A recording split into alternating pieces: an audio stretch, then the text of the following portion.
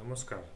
French open स्पर्धा नुकतीच संपन्न झाली आणि आपण मागच्या व्हिडिओमध्ये सांगितलं होतं की नेमकी कोणी जिंकलेली आहे फ्रेंच ओपन स्पर्धा. आणि आजच्या व्हिडिओच्या माध्यमातून आपण फ्रेंच ओपन म्हणजेच रोलँड गॅरोस 2026 स्पर्धा नेमकी काय आहे, ग्रँड स्लॅम स्पर्धा नेमक्या कोणकोणत्या आहेत आणि त्या कधी कोण त्यांची नावं काय आहेत, तसेच फ्रेंच ओपन विजेते कोण आहेत, उपविजेते कोण आहेत, मिश्र दुहेरीचे विजेते कोण आहेत, महिला एकेरीचे विजेते कोण आहेत, याची इत्यंभूत माहिती देणं आजचा व्हिडिओचा मुख्य विषय आहे. MPSCची तयारी करणाऱ्या विद्यार्थ्यांना चालू घडामोडींअंतर्गत यातील एखादा प्रश्नसुद्धा विचारला जाऊ शकतो. फ्रेंच ओपन स्पर्धा यावर्षी कोणी जिंकली, नेमकी फ्रेंच ओपनचं अजून एक नाव काय आहे, फ्रेंच ओपन कोणत्या कोर्टवर केले जाते, असे एक ना अनेक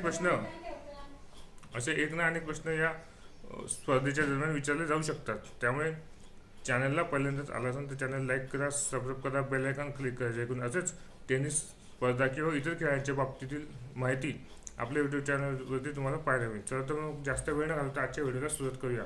आणि व्हिडिओ स्किप न करता व्हिडिओ शेवटपर्यंत नक्कीच बघा. चॅनलला पहिल्यांदाच आला असेल तर चॅनल सबस्क्राईब करा. फ्रेंच ओपन म्हणजे रोलँड गॅरोस स्पर्धा 2026. फ्रेंच ओपन ही जगातील 4 नामांकित ग्रँड स्लॅम स्पर्धेपैकी एक आहे. तिला रोलँड गॅरोस स्पर्धा म्हणून देखील ओळखले जाते. ग्रँड स्लॅम स्पर्धा नेमक्या कोणकोणत्या, तर एका वर्षात एका कॅलेंडर वर्षामध्ये 4 टेनिसच्या मुख्य स्पर्धा आयोजित केल्या जातात. या स्पर्धांना एकत्रितपणे ग्रँड स्लॅम असे म्हणतात. स्पर्धा परीक्षेची तयारी करणाऱ्या विद्यार्थ्यांनी लक्षात ठेवा, वर्षाच्या एका कॅलेंडर वर्षात एकूण 4 टेनिसच्या मोठ्या स्पर्धा आयोजित केल्या जातात. त्यांना एकत्रितपणे ग्रँड स्लॅम्स असं नाव देण्यात आलेलं आहे. ते कोणकोणते आहेत त्या ग्रँड स्लॅम स्पर्धा, तर Australian open, French open, Wimbledon open आणि US ओपन अशी एकूण 4 ज्या स्पर्धा आयोजित करण्यात येतात त्यांना ग्रँड स्लॅम स्पर्धा असे म्हणतात. फ्रेंच ओपन ही क्ले कोर्टवर खेळली जाणारी एकमेव स्पर्धा आहे. आता क्ले कोर्ट म्हणजे कसं, क्ले कोर्ट म्हणजेच मातीच्या मैदानावर खेळली जाणारी जगातली एकमेव स्पर्धा आहे जी मातीच्या मैदानावरती खेळली जाते. बाकीचे दुसरे मैदान असतात, दुसऱ्या स्पर्धा. फ्रेंच ओपन 2026चे विजेते नेमके कोणकोणते आहेत ते आपण आता जाणून घ्या. सर्वप्रथम महिला एकेरी. महिला एकेरीची यावर्षीची विजेती आहे मीरा एंड्रेझोवा, रशियाची खेळाडू आहे. उपविजेती ठरली आहे माजा चालिस्का, पोलंडची खेळाडू आहे. आता पुरुष एकेरीचे विजेतेपद कोणी पटकावलेलं आहे, तर विजेता आहे अलेक्झांडर इक्वेरेव, जर्मनीचा खेळाडू आहे. उपविजेता आहे पाविल्लो कोबिली, इटलीचा खेळाडू आहे.